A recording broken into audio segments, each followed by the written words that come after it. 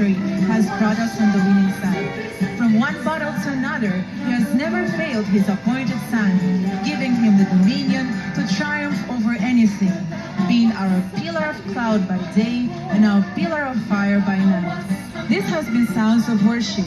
If you have been blessed, continue to tune in only here on Sunshine Network Media International and receive bountiful blessings and favors like you never have before. Praise the Father.